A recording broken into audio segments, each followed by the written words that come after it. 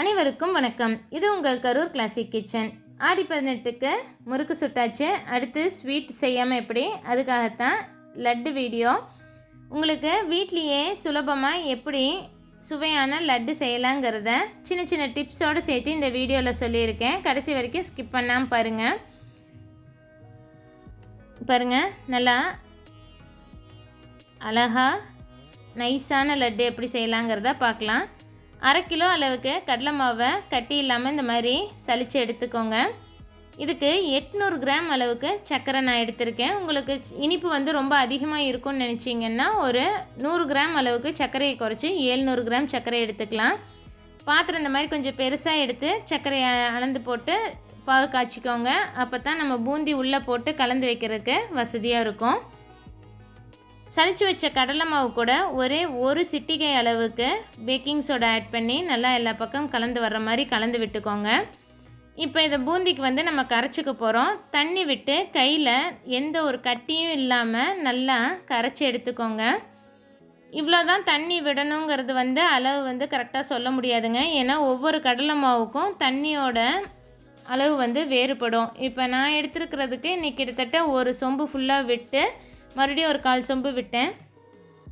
இது நீங்கள் உங்கள் ஏரியாவில் கிடைக்கிற கடலை மாவுக்கு எவ்வளோ தண்ணி பிடிக்குங்கிறது அது வேறுபடும். ஒவ்வொரு மாவுக்கும் வித்தியாசப்படும். அதனால் நீங்கள் கரைச்சிட்டு எடுத்து கையில் எடுத்து விடும்போது மாவு நல்லா ஃப்ளோயிங் கன்சிஸ்டன்சியில் இருக்கணும். அந்த பதத்துக்கு கரைச்சி வச்சுக்கோங்க.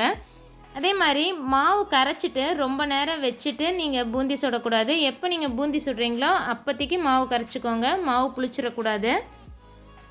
சர்க்கரை சர்க்கரை முழுகிற அளவுக்கு தண்ணி விட்டு அடுப்பில் வச்சு இந்த மாதிரி நல்லா சர்க்கரையை கரைச்சி விடுங்க. சர்க்கரை ஃபுல்லாக கரைஞ்சி வந்ததுக்கப்புறமா நீங்கள் தொலைவி விடுறதை நிறுத்திடலாம்.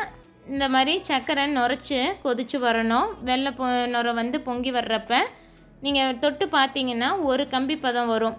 தண்ணி சப்போஸ் அதிகமாக ஆட் பண்ணிட்டீங்கனாலும் கொஞ்சம் நேரம் கொதிச்சு வந்ததுன்னா ஒரு கம்பி பதம் வர்ற வரைக்கும் வந்ததுன்னா சரியாக போயிடும். இப்போ எண்ணெய் சூடாக இருக்குது.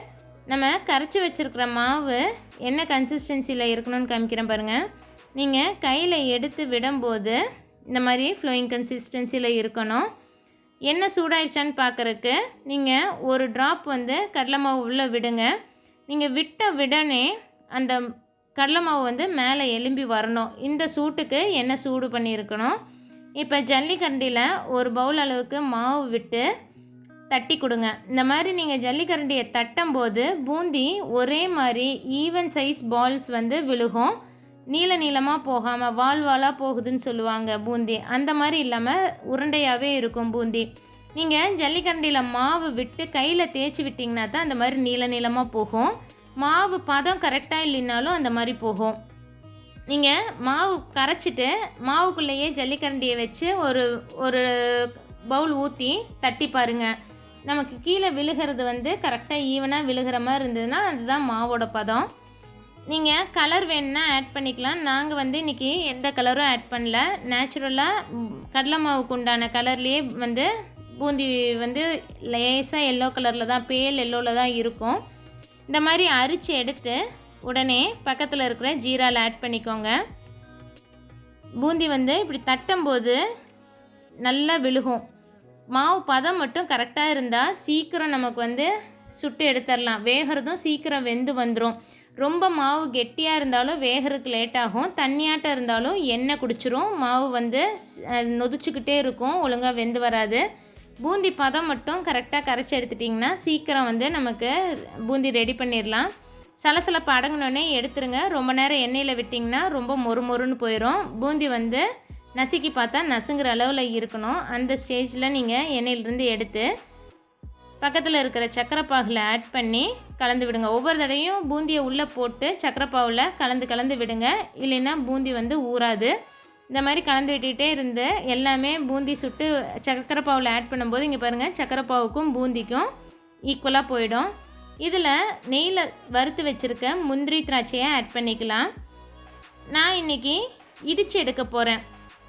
லட்டு ஒரு சிலருக்கு மொட்டாக இருந்தால் பிடிக்கும், ஒரு சிலருக்கு நைஸாக இருந்தால் பிடிக்கும்.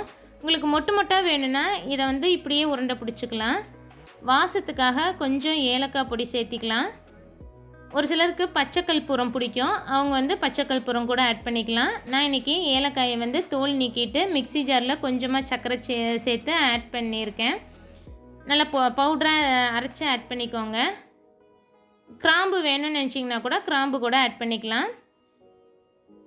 எனக்கு இன்றைக்கி கொஞ்சம் நைஸாக வேணும் லட்டு, அதனால் அதுக்கு என்ன பண்ணலான்னா இந்த மாதிரி பருப்பு மத்து வச்சு நல்லா இடித்து விட்டிங்கன்னா பூந்தி வந்து நல்லா மசிஞ்சு வந்து லட்டு உருட்டும் போது நைஸாக வரும். பூந்தியாக இருந்தால் தான் ஒரு சிலருக்கு லட்டு வந்து பார்க்குறதுக்கு பிடிக்கும், சாப்பிட்றதுக்கு பிடிக்கும்னா நீங்கள் வந்து இந்த மாதிரி இடிக்க தேவையில்லை. கை பொறுக்கிற சூட்டுக்கு ஆறுனதுக்கப்புறமா நீங்கள் அப்படியே வந்து உருண்டை பிடிக்க ஆரம்பிச்சிடலாம். சப்போஸ் நீங்கள் இந்த மாதிரி இடிக்கிறீங்கன்னா எல்லாத்தையும் நைஸாக இடித்தா ரொம்ப வலுவலுன்னு வரும்.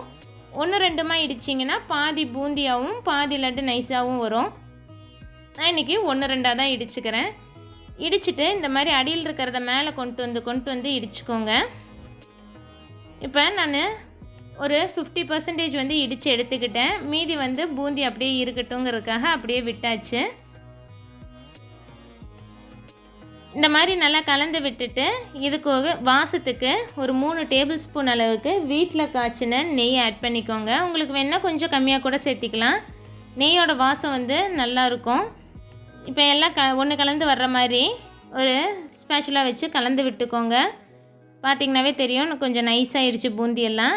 கை பொறுக்கிற சூட்டுக்கு வந்தோடனே நீங்கள் உருண்டை பிடிக்க ஆரம்பிச்சிருங்க. ரொம்ப ஆற விட்டிங்கனாலும் உருண்டை வந்து பிடிக்கிறது சிரமமாக போயிடும். கொஞ்சம் அந்த லேசான சூடு இருக்கும்போதே உருண்டை பிடிக்கும்போது நமக்கு எல்லாமே ஈஸியாக பிடிச்சி எடுத்துடலாம். சக்கரைப்பாகு சூடாக இருக்கும்போதே நீங்கள் வந்து பூந்தியை வந்து அரிச்சு உள்ளே போட்டுருங்க. சக்கரைப்பாகை ஆற விட்டுறக்கூடாது. பாருங்கள், நமக்கு லட்டு வந்து ஃபுல்லாகவும் பூந்தியாகவும் இல்லாமல் ரொம்பவும் அந்த மோட்டிச்சூர் லட்டு மாதிரி ரொம்பவும் நைஸாக இல்லாமல் பாதி பூந்தியாகவும் பாதி லட்டு நைஸாகவும் வந்திருக்கு.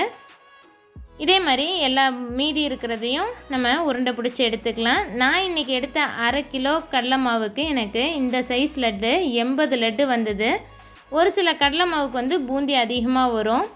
அது வந்து கடலை மாவு வித்தியாசப்படும். லட்டு எல்லாம் உருட்டி எடுத்தாச்சுங்க. இதை கொஞ்சம் நேரம் நல்லா ஆறுற வரைக்கும் இந்த மாதிரி தட்டில் வச்சுட்டு அதுக்கப்புறமா நீங்கள் ஒரு பாக்ஸில் போட்டு ஸ்டோர் பண்ணி வச்சுக்கலாம்.